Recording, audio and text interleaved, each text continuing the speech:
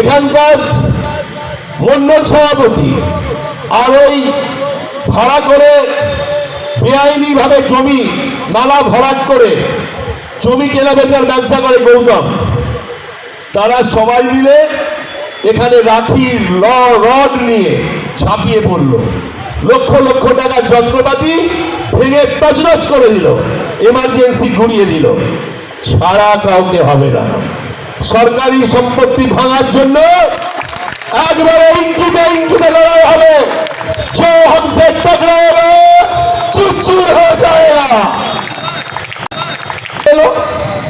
আমদাতে উলবেড়িয়া পূর্ব থেকে লোক কি করে এলো, খলিশালী কালীবাড়ি থেকে লোক কি করে এলো, সব জায়গা থেকে লোক সমবেত করে যে ব্লুপ্রিন্ট চক্রান্তের বীজ বপন করেছিল, যে এই খবরটার সঙ্গে সঙ্গে আমরা হাসপাতালে ভাঙচুর শুরু করব।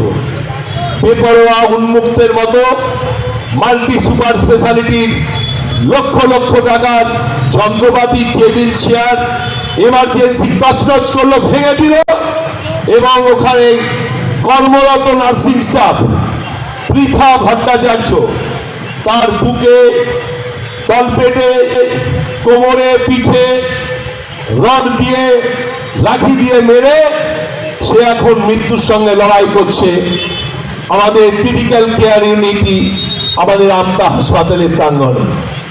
যিনি আমাদের অ্যাডিশনাল এসপি জর্জ, তাকেও ধন্যবাদ। মাত্র 6 ঘন্টার মধ্যে এই চক্রান্তের বেড়াজাল ছিন্ন করে তাকে যে বাড়ি থেকে নিয়ে এলো আমাদের মিল্কি, সেই বাড়িটা হচ্ছে প্রাক্তন বিজেপির জেলা সভাপতি শিবশঙ্কর বেজের বাড়ির পাশের বাড়ি। সেই বাড়ির মহিলা বিজেপি নেত্রী কর্মী, তার কোল থেকে পুলিশ নিয়ে এলো ওই সদ্যজাত চুরি হওয়া বাচ্চাটাকে। তাহলে কে চুরি করলো? তাহলে বিজেপির কর্মী নেত্রী চুরি করলো। আর পাশে মদত দিল কে?